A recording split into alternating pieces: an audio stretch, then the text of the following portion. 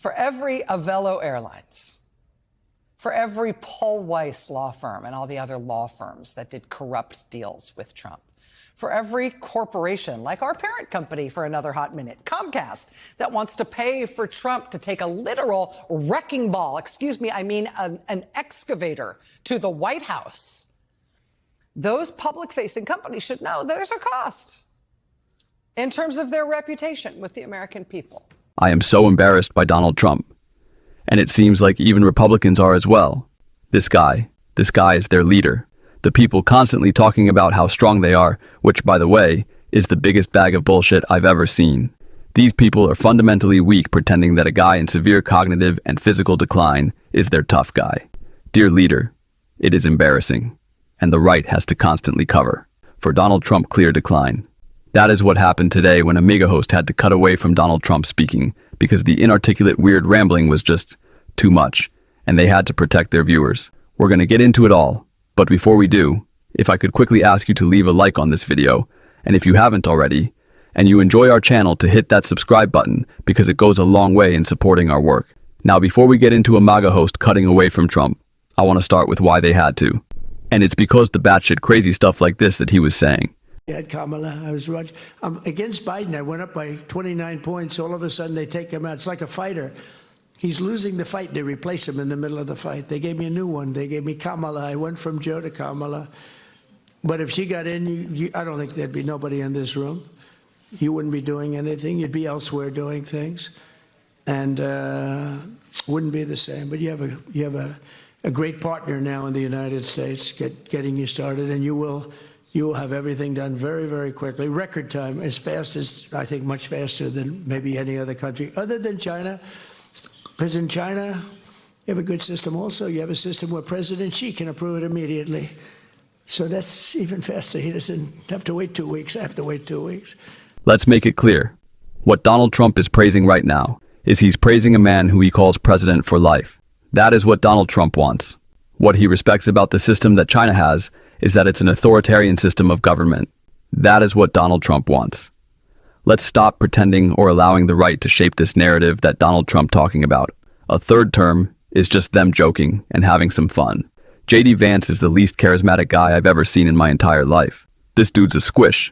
He's a loser. His wife can't stand him. They're probably getting a divorce.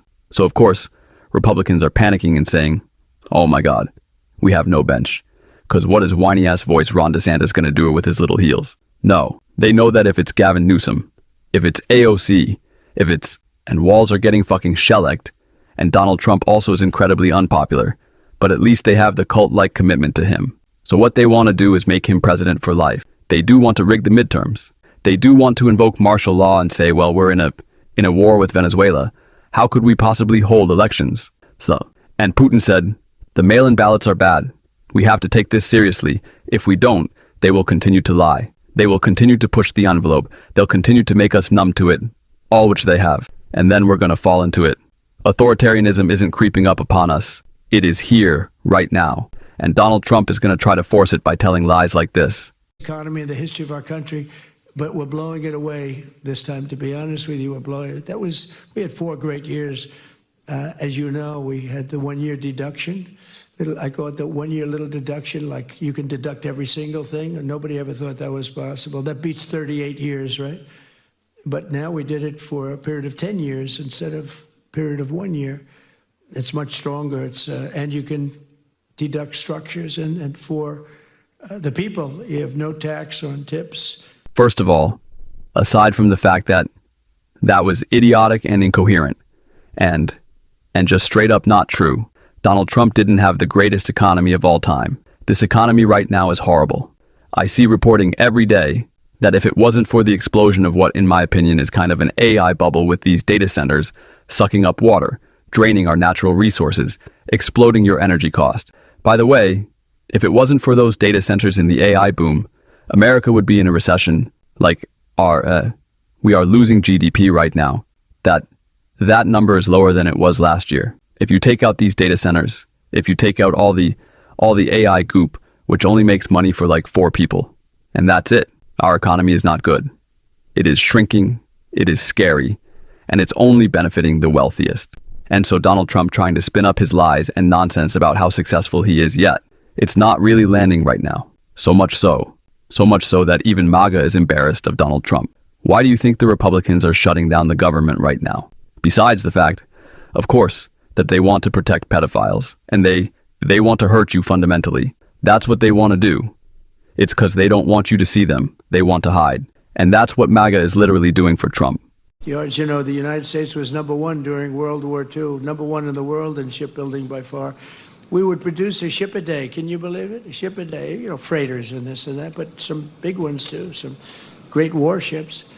And we just let that, our leadership, the person standing right where I am numerous years ago, a number of them, they just let it. Good morning. You have been watching President Trump address business leaders there in Tokyo, Japan, live. It's just past. No. Let's take stock of this for a second.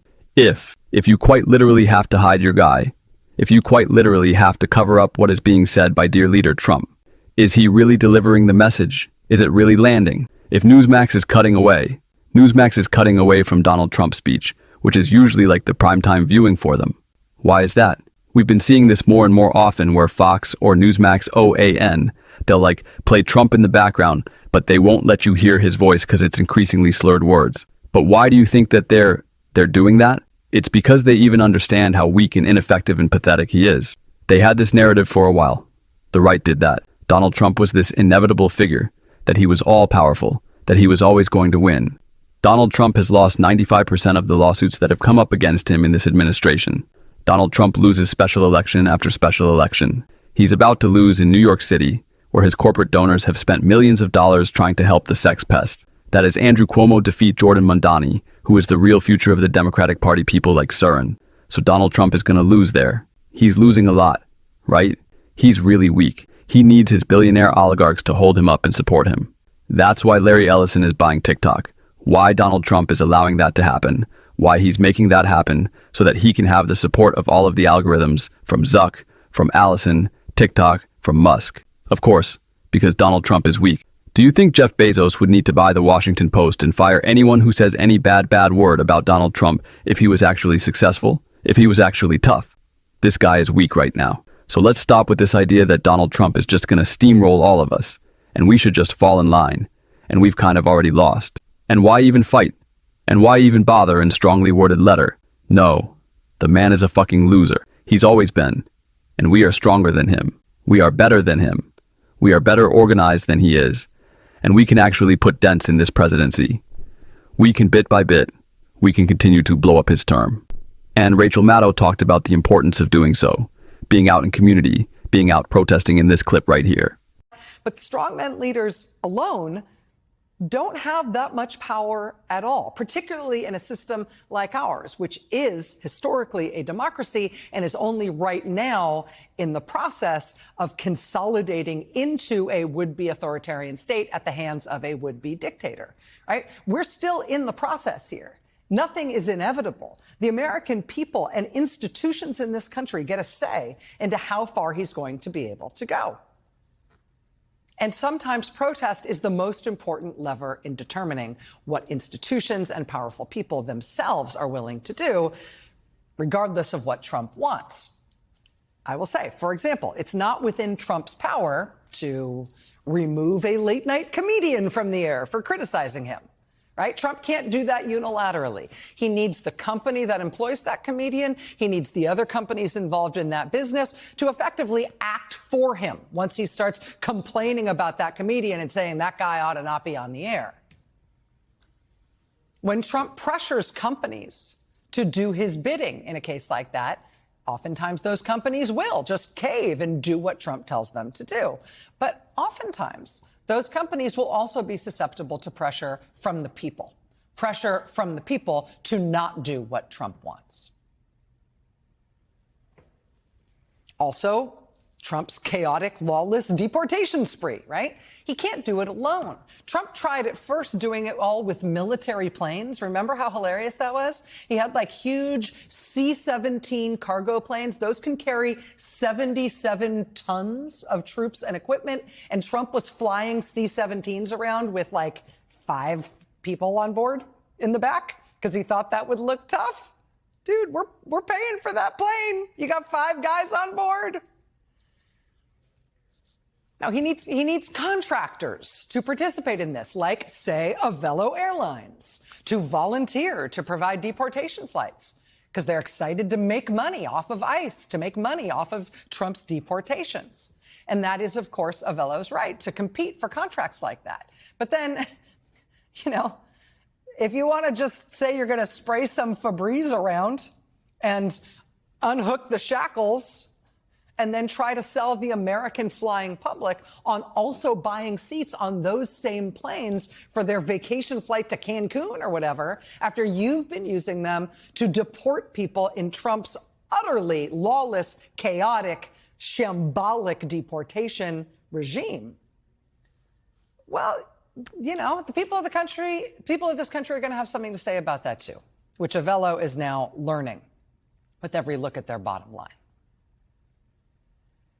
For every Avello Airlines, for every Paul Weiss law firm and all the other law firms that did corrupt deals with Trump, for every corporation, like our parent company for another hot minute, Comcast, that wants to pay for Trump to take a literal wrecking ball, an excavator to the White House, those public-facing companies should know there's a cost in terms of their reputation with the American people. There may be a cost to their bottom line when they do things against American values, against the public interest, because they want to please Trump or buy him off or profit somehow from his authoritarian overthrow of our democracy. Protest may or may not move Donald Trump himself, although these people at Trump Tower in New York this weekend were doing their best to try to make sure that it does. But even if protest doesn't move Trump directly, it constrains his power by moving the public-facing, consumer-facing people and entities that he has to enlist in what he's trying to do. I, for example, will be quite surprised if Maryland's Democratic governor, Wes Moore, does not end up ripping up that state's contract with Avello Airlines. We have to be out there fighting. We have to be showing people that this government is ours and that Donald Trump is not our supreme ruler. And that is why we will be talking about that every single day on this show. If you want to support that, as always, you can hit that subscribe button, leave a like on this video.